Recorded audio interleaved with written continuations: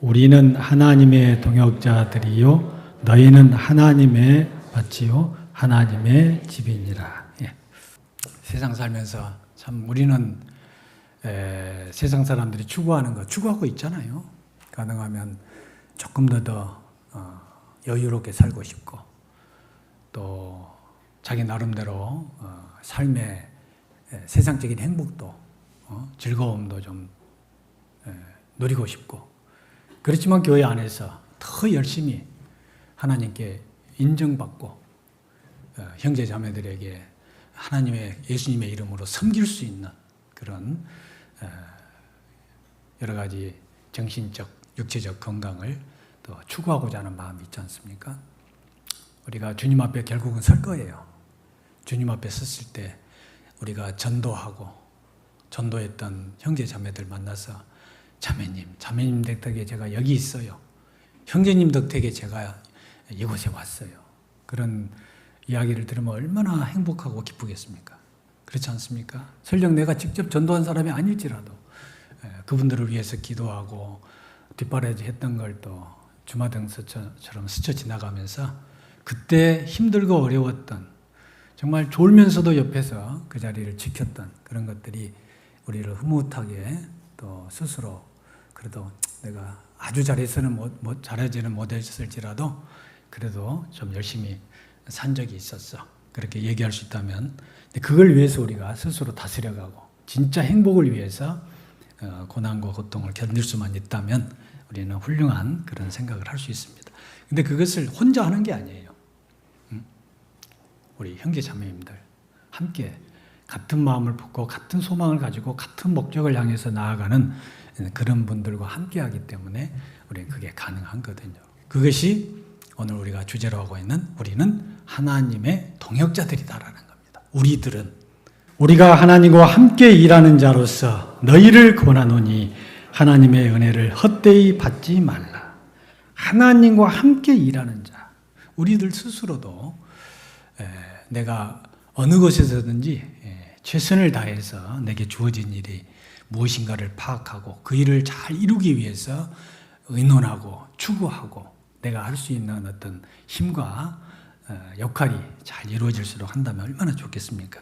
그런데 우리는 하나님께서 하시는 일, 하나님께서 우리를 통해서 하고자 하시는 일을 하나님과 함께 일하는 자다. 참 이게 얼마나 놀라운 일입니까? 하나님의 동역자, 하나님과 함께 일하는 자. 내가 누군지를 잘 파악한다는 건 굉장히 중요한 거예요. 그게 나의 정체성이죠. 내가 누구냐? 내가 지금 무슨 일을 하고 있고 어떤 일이 내게 주어진 소명인지 하는 것을 잘 파악한다는 것은 아주 중요한 겁니다. 그걸 정체성이라고 하잖아요. 나는 누군가?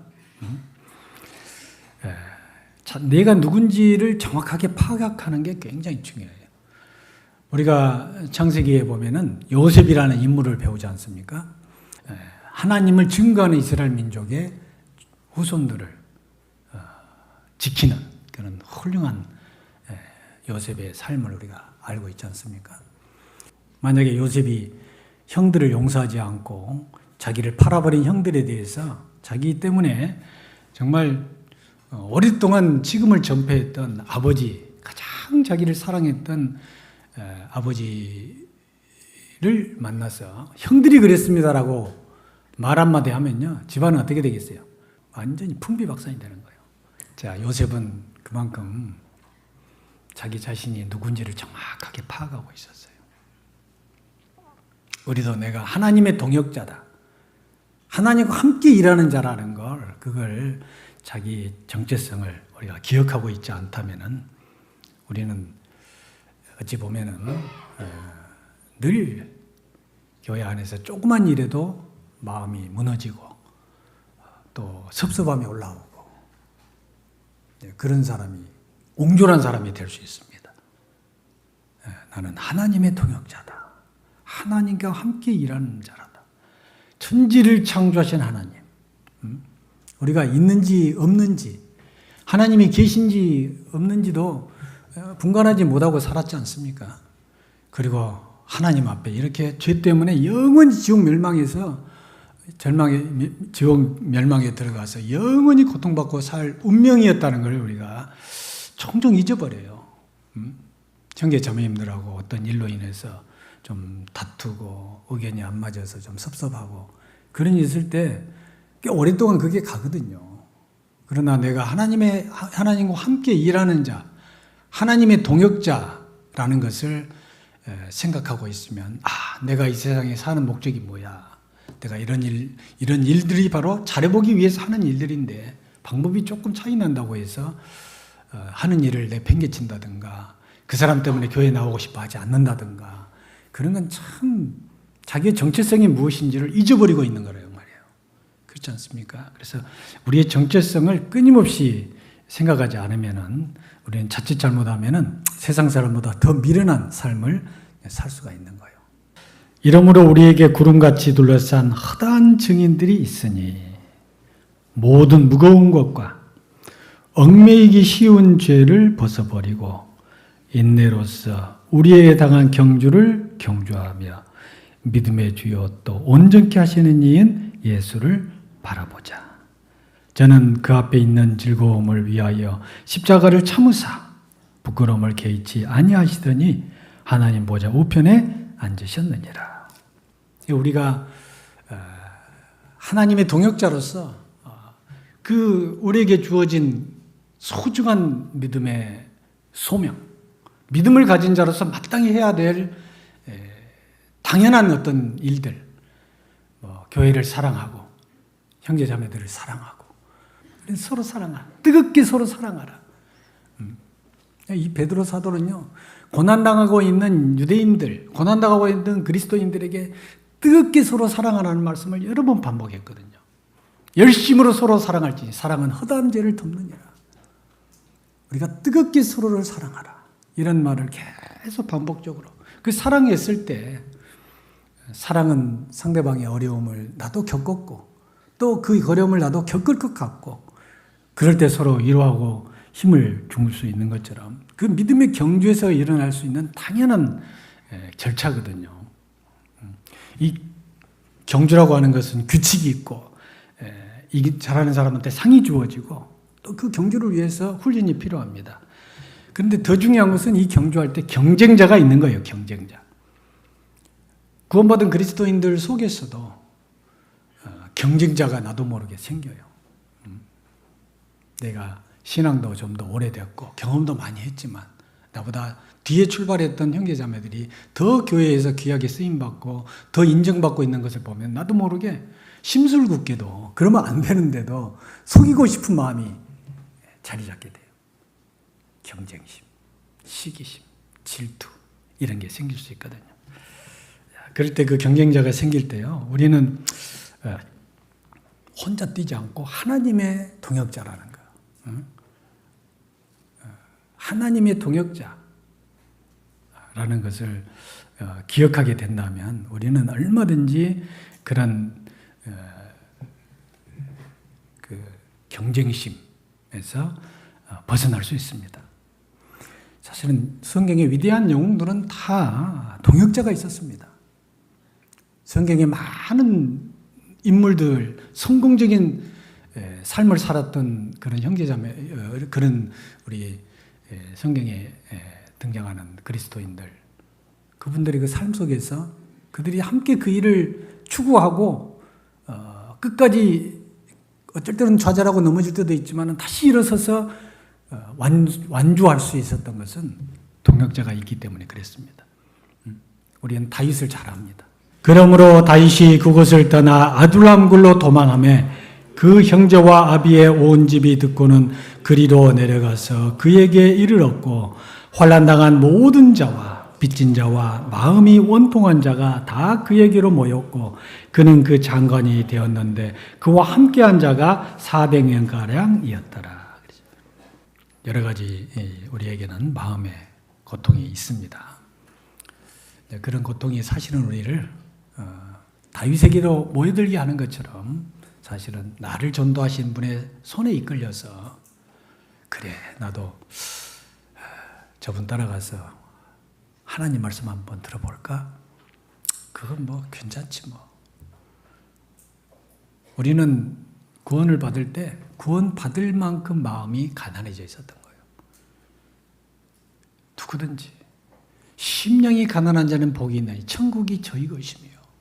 우리는 구원받고 나서 1년, 2년, 3년, 4년, 5년 지내는 가운데 내가 그때 어떻게 마음이 가난해 있었던 거 까마득하게 잊어버릴 수 있어요. 그러나 다른 사람을 전도할 때 막 그렇게 열심히 들고 그렇게 말씀 잘 전하는 분이 오셔가지고 막 해주는데 구원을 못 받아. 그러면 아이고 도대체 왜 이렇게 어떻게 왜 그렇게 어떤 마음이게 도대체 저 말씀 저런 좋은 말씀을 듣고 구원을 못 받지? 자기를 전도한 사람을 물어봐요. 나는 어땠어? 너는 더했어. 나는 내가 말씀 잘 듣고 마음이 어째서 그냥 착 구원받은 것 같지만 우리는 엄청 교만해진 상태에서 그 순간 말씀을 받아들일 수 있을 만큼 가난해져 있었던 거예요. 그런데 주님의 부유한 말씀을 듣고 부자가 되어버렸죠. 가난할 때 시절을 잊어버렸던 거죠. 그러나 또 가난해져야 될 사람이 아직도 마음이 가난해지지 못해가지고 정말 마음을 안타깝게 할 때 그와 같은 거거든. 우리도 다윗에게 모여든 그런 사람들, 환난 당한 모든 사람, 빚진 마음, 빚진 자, 마음의 원통함을 가지고 있는 사람, 자기가 잘못해서 원통한 마음을 갖게 될 수도 있지만은 상대방이 너무나 모질게 대하고 너무나 각박하게 대하고 내가 그렇게 그 전에 잘해줬는데 외면해버리는 그런 사람도 보면 속이 상해요. 그렇죠? 속이 상합니다. 나도 모르게 마음이 상한 가운데 해결할 수 있는 방법이 없으니까 그 마음을 어딘가 풀어야 되는데 하다가 하나님 말씀을 접해요. 그 속에서 내게도 이런 고난이 바로 하나님이 나에게 허락하신 고난이구나. 그걸 깨달을 때 나도 모르는 사이에 마음이 낮아져서 하나님의 말씀이 내 마음에 이렇게 밀려 들어온 겁니다. 자, 그런데 그 사람들이 나중에 어떻게 됩니까? 그때 사람이 날마다 다윗에게로 돌아와서 돕고자 하며 큰 군대를 이루어 하나님의 군대와 같았더라. 오합지졸이었습니다. 오합지졸. 그들 중에는 무기 제대로 다룰 수 있는 사람이 없었을 거예요. 돈도 없고 원통하고 세상에 대한 원망이 가득 찼던 그들이 하나님을 바라보고 무슨 일을 할 때마다 하나님께 묻고 하나님이 가라면 가고 하나님 머물라면 머무르는 그런 다윗의 모습을 보고 이스라엘 백성들이기 때문에 어렸을 때부터 하나님에 대해서 배웠겠죠. 그런데 인생을 살다 보면 여러 가지로 어려움을 겪습니다. 그러나 그들이 날마다 다윗에게로 모여들었습니다. 그 400명이 600명이 됐어요. 600명. 그들이 하나님 보실 때 큰 군대를 이루어 하나님의 군대와 같았더라. 우리 한 사람 한 사람도 오합지졸이었습니다. 그렇지 않습니까? 정말 능력 없고 아무것도 못할 것 같고 사회에 부적응할 수도 있고 빚을 질 수도 있고 인간관계 깨질 수도 있고 가정이 깨질 수도 있고 부모와 자식 간에 그냥 반목하는 경우도 있을 수 있고 질병 때문에 또 그럴 수도 있고 많은 어려움이 있었을 거예요. 그 상황은 다 다를지라도 우리는 하나님 앞에 큰 군대로 지금 발전했잖아요. 그렇지 않습니까, 여러분? 그래서 우리가 이렇게 교회를 만들고 교회당도 또 건설하고 우리는 다윗이 결국 통일왕국을 세울 때 이런 분들이 중심이 됐습니다. 사실 하나님의 백성의 실체는 그와 같은 겁니다. 예수님도 죄인들과 창녀들과 세리 등 당시 사회의 변두리 인생들을 모아가지고 하나님의 백성의 자리로 만들었지 않습니까? 그래서 600명으로 이제는 영맹한 그런 이스라엘 백성 통일왕국을 이루는 초석이 됐던 그들이요. 시글락 바로 지금 여기 읽었던 이 장소가 바로 시글락입니다. 처음에 모였을 때는 아둘람 굴이었지만은 자 우리 교회도 시글락 같은 교회입니다. 우리 한 사람 한 사람 각자 여러 가지 육신적으로 정신적으로 심령적으로 그런 어려움에 겪었던 사람들이잖아요. 그러나 그 어려움을 다 서로 겪었기 때문에 크건 작건 우리는 마음의 어려움을 토로하고 그 어려움 속에서 승리한 그런 감정들이 서로에게 마음을 울리고 오랫동안 기억에 자리 잡고 또 나도 그걸 직접 겪지 못하면 비슷한 것을 겪게 됐을 때 그 형제자매들의 감정을 생각하고 다시 일어설 수 있는 그런 우리들이 됐거든요. 우리도 이제는 정말 이 양주교회가 마치 지금부터 3000여 년 전 다윗의 시글락 교회 같은 그런 교회가 됐고 또 앞으로 더욱더 확장된 그런 교회가 될 수 있을 겁니다. 주님의 힘을 의지해서 정말 어려울 때 함께 그 어려움에 동참한 사람들이 참된 하나님의 동역자가 된다. 그래서 어려움이 있을 때일수록 더 거기에 뛰어 들어가야 돼요. 다윗에게도 그런 동역자가 있었어요. 바울. 다윗도 그렇고 바울도 그렇고 물론 다 있습니다만은 자 골로새서 4장을 한번 보시죠. 두기고가 내 사장을 다 너희에게 알게 하리니 그는 사랑을 받는 형제요 신실한 일꾼이요 주 안에서 함께 된 종이라. 내가 저를 특별히 너희에게 보낸 것은 너희로 우리 사정을 알고 너희 마음을 위로하게 하려 함이라 그랬죠. 두기고는 골로새 교회에만 보내진 게 아니고 에베소 교회에도 보내졌습니다. 또 빌립보서에는 또 디모데를 또 보냅니다. 자, 그들이 바울 사도에게 보냄을 받았다. 골로새 교회가 됐든 에베소 교회가 됐든 빌립보 교회가 됐든 보냄을 받을 때 두기고는 내 사정을 다 너희에게 알게 하리니 바울이 지금 어떤 사정 가운데 있는가를 잘 알고 그리고 그 골로새 교회 또 빌립보 교회, 에베소 교회의 사정을 잘 알고 또 다윗에게 전달해 줄 수 있는 사람. 자, 그 사정을 서로 안다는 게요. 자, 그게 굉장히 중요합니다, 여러분. 그냥 겉모습으로 보는 것하고 그 속사정이 어떤 것인지, 어떤 환경 속에서 그런 어려움과 또 고민과 지금 또 더러는 좌절 가운데 있는가를 다 알게 됐을 때 큰 위로가 되거든요. 잠언 29장 7절에 보면 의인은 가난한 자의 사정을 알아주나 악인은 알아줄 지식이 없느니라. 우리는 하나님의 자녀로서 의인이지 않습니까? 너무나 정확한 의인입니다. 가난한 자의 사정, 육신적으로, 정신적으로, 심정적으로, 영적으로 그 사정을 다 알아줘야 돼요. 자, 내 마음을 알아주는 사람이 있다면 얼마나 큰 위로가 됩니까? 내 마음을 알아줄 수 있는 사람. 그러면 외롭지 않습니다. 또 슬프지도 않습니다. 슬퍼도요. 슬픔이 오래가지 않아요. 어떤 오해도 이길 수 있습니다. 왜? 오해하는 사람이 있지만 이해해주는 사람이 있거든. 이게 동역자입니다. 그래서 성도는 경쟁자와 같은 라이벌이 절대 아닙니다. 동역자입니다. 참 우리의 사정을 알아준다는 게요. 사람 마음에 극도로 막 올라왔던 분과 노, 섭섭함 이런 거 모든 것을 다 가라앉힐 수 있는 그런 거거든요. 자, 어려운 사정을 다 고민을 털어놓는 것만으로도 고민이 해결될 수도 있지만 해결 안 될 수도 있잖아요.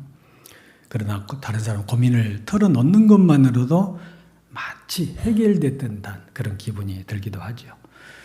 또 고민을 들어주는 사람이, 고민을 얘기하는 사람이 고민을 들어주는 사람이 해결해 주기를 바래서가 아니라 그냥 풀어낸 거예요.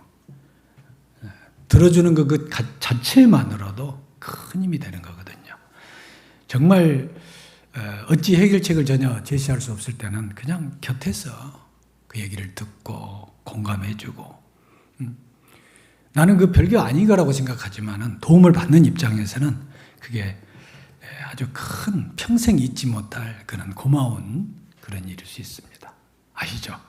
그래서 참 함께 마음을 한다는 거, 사정을 함께 알아준다는 것이 얼마나 중요한지 모릅니다. 우리 교회 안에 나오다가 잠시 교제를 못 나오고 있는 그런 분들에게 전화해도 안 받거든. 근데 문자해도 일이 그대로 여러 날 써져 있는 경우 있죠. 일이 뭔지 알죠? 그래요. 그래서 그렇더라도 계속해서 두드리고 또 두드리고 그러면요 어느 순간엔가 일이 사라집니다. 그리고 물꼬가 트이기 시작합니다. 정말 바울에게는 그런 사람들이 많았어요. 유수도 같이 하나님 나라를 위하여 함께 역사하는 자들. 우리 수양회 기간 동안에도 중심교회 식구들이 고생 많이 합니다. 7차에 중심교회가 몇 교회 있잖아요. 참 중심교회 형제자매들 가장 어려운 일들 대부분이 그런 일들을 그분들이 하거든요. 그럴 때 내가 힘이 좀 자라면 또 가서 다음은 1시간이라도 아니면 30분이라도 또 곁에 있어주고 또 브리스가 아굴라 같이 목숨까지 아끼지 않았던 동역자, 온 교회의 식균이라는 가이오, 이런 모든 것들이 우리 교회를 지금 현재에 이르도록 하게 만듭니다. 하나님의 복음이 이미 너희에게 이르면 너희가 듣고 참으로 하나님의 은혜를 깨달은 날부터 너희 중에서 온천에서 달아난다 하는 것처럼 복음이 우리에게 전해질 때까지 수천, 6천 내지 7천 명의 순교자가 있다고 하지 않습니까? 우리에게 복음이 전해지는 순간까지 지금 우리 양주교회가 지금 이렇게 발전할 때까지 새로운 교회당을 짓고 그 일을 위해서 우리가 함께 기도하며 마음을 모을 때까지 계속해서 헌신한 분들의 기도와 노고가 있었거든요. 그럼 우리가 잠시도 잊어버리면 안 됩니다. 그분이 좀 거칠게 행동하고 선이 너무 굵어가지고 저 자매님, 저 형제님 우리 교회에 안 왔으면 좋겠다 싶어도요. 그분 덕택에 말뚝이 박힌 거예요. 그렇죠? 그걸 이해해주고 알아줄 때 그때 그분도 조금 더 부드러운 사람도 바뀌고 우리는 그게 순풍이 될 수 있는 마음들이 다 있습니다. 그래서 우리가 하나님의 동역자라는 거예요. 그 정체성을 잊지 말고 참된 행복을 위해서 깨지고 부서지고 넘어져도 다시 일어나는 그런 양주교회가 될 수 있었으면 더욱 좋겠습니다.